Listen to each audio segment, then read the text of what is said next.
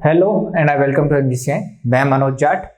Now सबसे पहले बताना चाहूँगा कि अभी तक का हमने करंट अफेयर्स का जितना भी पोर्शन पढ़ा है उसकी पीडीएफ जो है मैंने हमारे टेलीग्राम चैनल एमजीसीआई इंदौर 2 के नाम से जो चैनल है उस पर डाल दी है, जिसकी लिंक आपको जो है डिस्क्रिप्शन बॉक्स में मिल जाएगी। करंट अफेयर्स एक बहुत बड़ा पोर्शन है जिसको कवर करने के लिए थोड़ा समय चाहिए। क्योंकि मैं कोविड से प्रभावित था इसलिए मैं ये लेक्चर नहीं ले पाया था, पूरा पोर्शन हम कवर नहीं कर पाए हैं। तो मैंने सोचा है कि जितनी भी अभी तक कल तक जितना कवर हो सके हम करने की कोशिश करेंगे। बाकी जो पोर्शन है उसे मैं जैसे स्कीम्स रह गई हमारी स्कीम्स को, सारी चीज़ों को मैं हमारा टेलीग्राम चैनल है उस पर हम डाल देंगे, तो आप टेलीग्राम चैनल को ज्वाइन ही कर लें आज। चलिए आज का लेक्चर शुरू करते हैं। आज हम चर्चा करने वाले हैं India position in world agriculture. World agriculture में इंडिया की क्या पोजीशन है अलग अलग क्रॉप्स में, अलग अलग फील्ड में। तो हम देखेंगे क्रॉप प्रोडक्शन में। देखें तो क्रॉप प्रोडक्शन में टोटल सीरियल्स यानी कि कुल अनाज उत्पादन में भारत का तीसरा स्थान है और फर्स्ट पोजीशन पे आता है कौन? चाइना। फर्स्ट पे आता है चाइना। जबकि वीट और राइस प्रोडक्शन की चर्चा करें, वीट और राइस प्रोडक्शन दोनों में ही भारत का जो है सेकंड स्थान है और फर्स्ट पे आता है चाइना। जबकि पल्सेस प्रोडक्शन की अगर चर्चा करें तो पल्सेस प्रोडक्शन में भारत फर्स्ट पोजीशन पे आता है। आगे देखें ऑयल सीड प्रोडक्शन में, ऑयल सीड प्रोडक्शन की अगर चर्चा करें हम तो ग्राउंडनट, ऑयल सीड में ग्राउंडनट फर्स्ट पे, ग्राउंडनट विथ शेल यानी जो ग्राउंडनट है उस कवर सहित की अगर बात करें, कवर सहित देखें तो सेकंड पोजीशन पे भारत आता है, फर्स्ट पे आता है चाइना। बाकी हम रेपसीड एंड मस्टर्ड, रेपसीड की बात करें यानी कि सरसों की बात करें, रेपसीड या मस्टर्ड जो है हम पंजाबियों से जोड़ते हैं कि सरसों दा साग, और सबसे ज्यादा पंजाबी जो है डाइवर्ट हो रहे हैं किधर? कनाडा की तरफ। तो हम कनाडा याद रख सकते हैं कि कनाडा फर्स्ट पोजीशन पे आता है और थर्ड पोजीशन पे कौन आता है? भारत का स्थान थर्ड में आता है। आगे चर्चा करें हम, आगे देखेंगे कमर्शियल क्रॉप्स। कमर्शियल क्रॉप्स जो होती हैं उनमें शुगर केन हो गया, टी हो गया, कॉफी हो गया, जूट, कॉटन और टोबैको, अनमैन्युफैक्चर्ड टोबैको की बात हो रही है।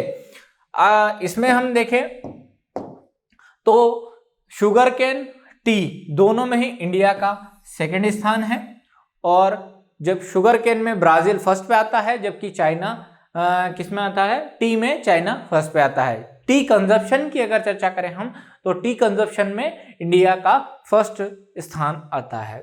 अगर देखें कॉफी, कॉफी में ग्रीन कॉफी की बात हो रही है, 8th स्थान पे हम आते हैं, ब्राजील फर्स्ट पे आता है। यहां देखें हम जूट प्रोडक्शन में, जूट प्रोडक्शन में भारत फर्स्ट पोजीशन पे आता है।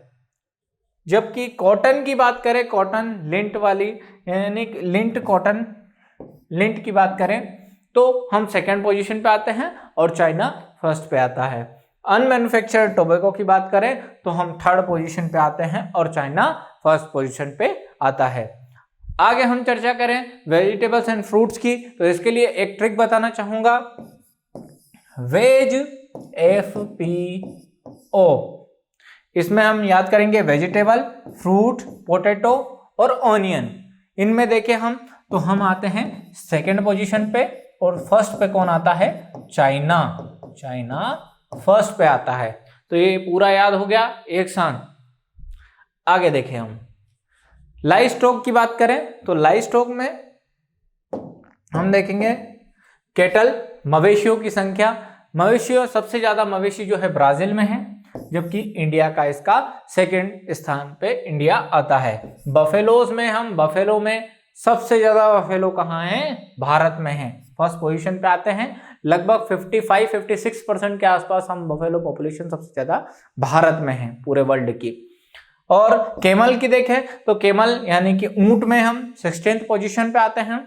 आगे देखें शीप में यानी कि भेड़ों में, भेड़ों की बात करें तो हम थर्ड पोजीशन पे आते हैं, जबकि चाइना फर्स्ट पोजीशन पे आता है। अगर गोट यानी कि बकरी की बात करें तो बकरी में हम सेकंड पोजीशन पे आते हैं, चाइना फर्स्ट पे आता है। और बात करें चिकन यानी कि मुर्गियों की बात करें तो मुर्गियों में हम 6th पोजीशन पे आते हैं और चाइना फर्स्ट पोजीशन पे आता है। चलिए आगे चल के देखते हैं डेयरी प्रोडक्ट्स की अगर बात करें हम, तो डेयरी में मिल्क टोटल पूरे वर्ल्ड का सबसे ज्यादा मिल्क उत्पादन जो है भारत करता है। 198 मिलियन टन के आसपास भारत का उत्पादन है। फर्स्ट पोजीशन पे हम आते हैं।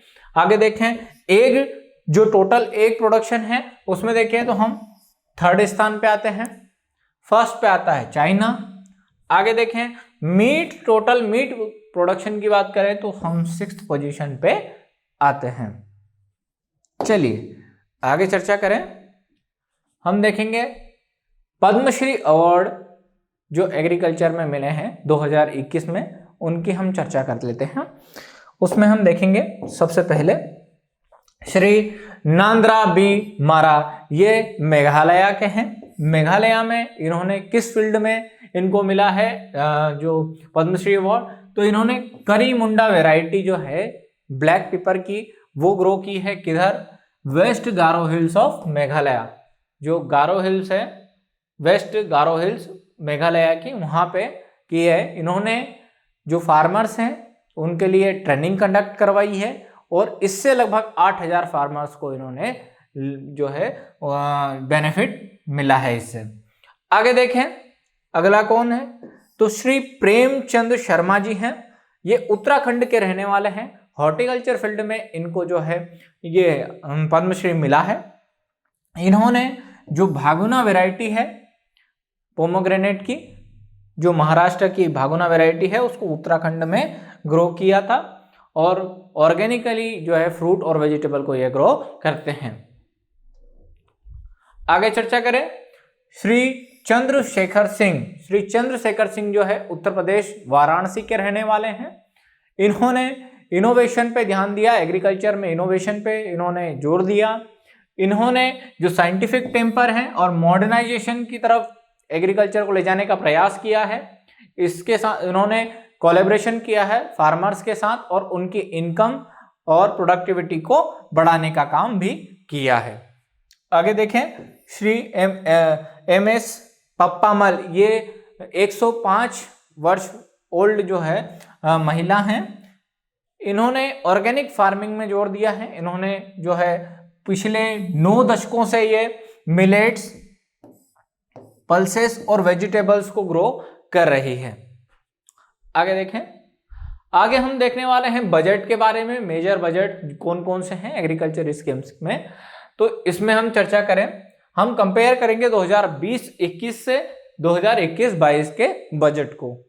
आगे देखें हम प्रधानमंत्री किसान सम्मान निधि योजना। प्रधानमंत्री किसान सम्मान निधि योजना की हम चर्चा करें तो इसमें 6000 रुपये किसानों को मिलते हैं। 2-2 हजार की किस्तों में 4-4 महीने के अंतर पर ये जो है राशि गवर्नमेंट के द्वारा खातों में डायरेक्ट ट्रांसफर की जाती है। तो इसमें देखें हम 2020-21 की बात करें तो 65,000 करोड़ का जो बजट था, जिसे जो कि 2021-22 में भी 65,000 करोड़ ही रखा गया है। आगे हम देखें interest subsidy on short term credit. जो शॉर्ट टर्म लोन होता है उसके इंटरेस्ट पे गवर्नमेंट सब्सिडी देती है और उसके लिए जो बजट 2020-21 की बात करें तो 19,832 करोड़ था, जो कि 19,468 करोड़ रह गया है किसमें 2021-22 में। आगे देखें crop insurance scheme. Crop insurance हमेशा जो है वो क्रॉप के ग्रो करने से, यानी कि बुआई से पहले ही इंश्योरेंस करवा दिया जाता है। बुआई से पहले इंश्योरेंस होता है। ये जो क्रॉप इंश्योरेंस है इसका बजट हम देखें 2020-21 की अगर बात करें तो 15,307 करोड़ है, जबकि 2021-22 में 16,000 करोड़ रखा गया है। अब यूरिया सब्सिडी की बात करें, यूरिया वैसे बहुत महंगी है लेकिन गवर्नमेंट उस पर सब्सिडी देती है ताकि किसानों को इससे फायदा मिल सके। तो इसमें देखें हम 2020-21 में सब्सिडी थी 94,957 करोड़, जो कि घट के 2021-22 में 58,768 करोड़ रह गई है। प्रधानमंत्री कृषि सिंचाई योजना।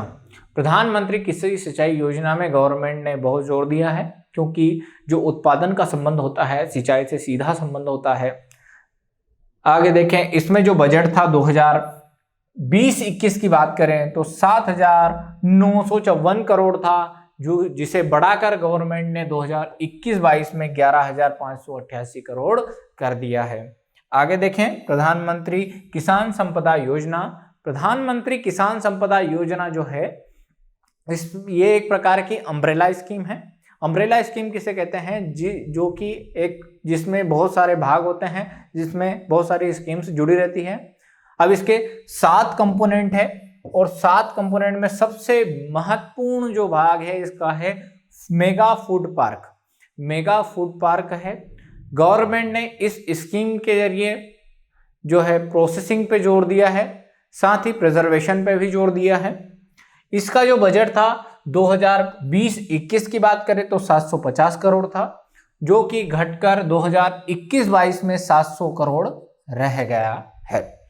आगे देखें ब्लू रेवोल्यूशन की बात करें तो ब्लू रेवोल्यूशन जो है वो फिश प्रोडक्शन से संबंधित है।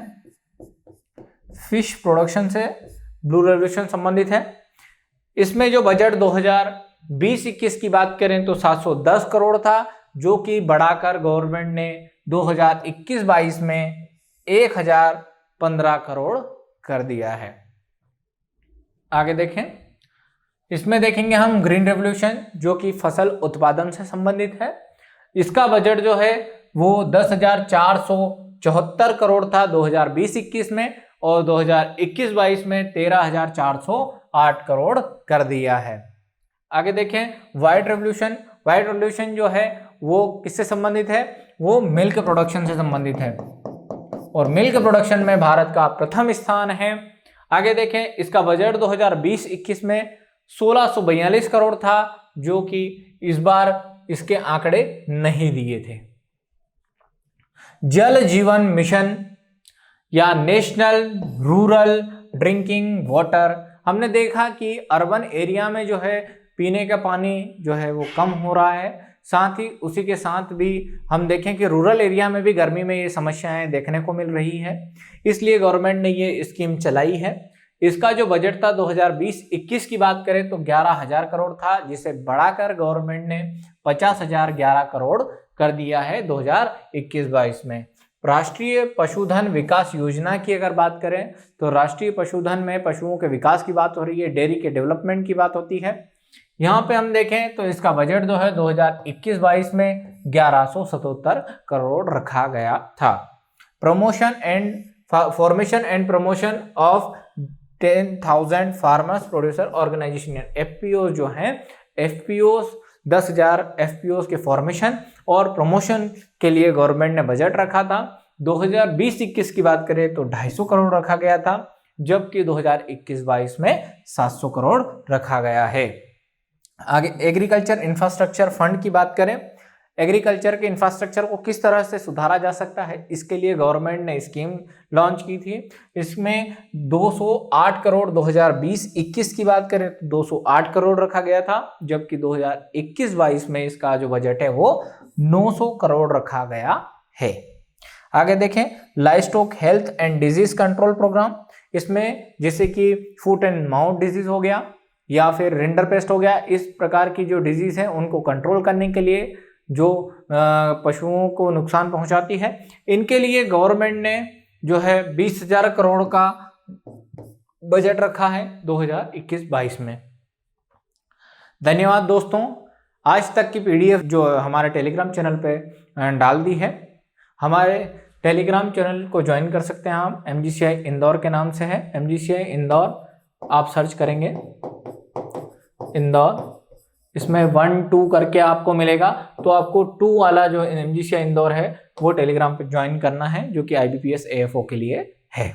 इस पे आपको ये PDF मिल जाएगी। आगे हम अगले लेक्चर में देखेंगे। धन्यवाद।